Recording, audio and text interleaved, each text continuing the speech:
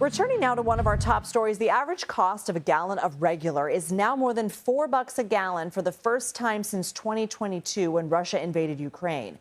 And when energy prices climb, the price of most other goods climb too. Some farmers tell CBS News they're feeling the impacts of the war in the Middle East here in the heartland of the U.S. Joining us now from North Liberty, Iowa, is CBS News correspondent Lana Zak. Lana, what are you hearing from people? Hi there, Lindsay. Everyone is really being affected by this, but some people more than others. Those folks that require diesel in particular to get their work done, well, they are really feeling the pinch. We're talking about truckers. A semi, that's about a 300-gallon tank.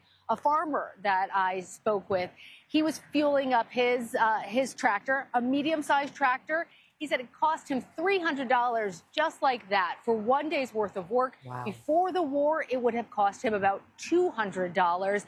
That's because as much as all of us who are fueling up our cars with regular are feeling the effects of $4 a gallon gas, for people who are reliant on diesel, like farmers and truckers, et cetera, they have gas that's now more than roughly $2 a gallon more expensive than it was before the start of the war. And in the case of farmers, that's not just one tractor that they're fueling up. They have multiple tractors, and this is the busy start of the spring planting season. So they are working hard to try and cut costs where they can. But as you know, Lindsay, there's still already a problem with the cost of fertilizer being extra high. And many of the farmers that I'm speaking with now say they're not even sure if they're going to get a sufficient amount of fertilizer given this shortage and the cost prohibitions to farm all of the land that they anticipated farming this year. That will have a ripple effect. So hundreds of dollars a day to gas up these tractors. How long is that sustainable? What does that mean for their bottom line?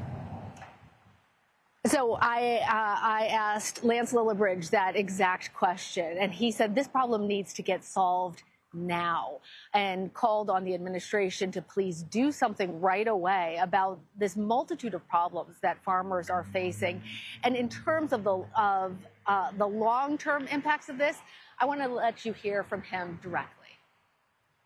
I'd like to see my kids be able to take this on, but we've got a generational problem, and if our kids see us struggling out here, why would they want to take it on? Why would anybody want to do it? If it costs you more to plant a crop than what you can get out of it, why should we do that? And Lindsay, as they say around here, America needs farmers. It is important what happens to them, and it affects all the prices that we're going to pay, whether at the supermarket or just for those goods that are being shipped across the country via truckers. Wow. Lindsay? Of course, he feels that way. You can't even make a profit. All right, Lana Zak, thank you so much. You can track how the war in Iran is affecting gas and oil prices at cbsnews.com/gas prices.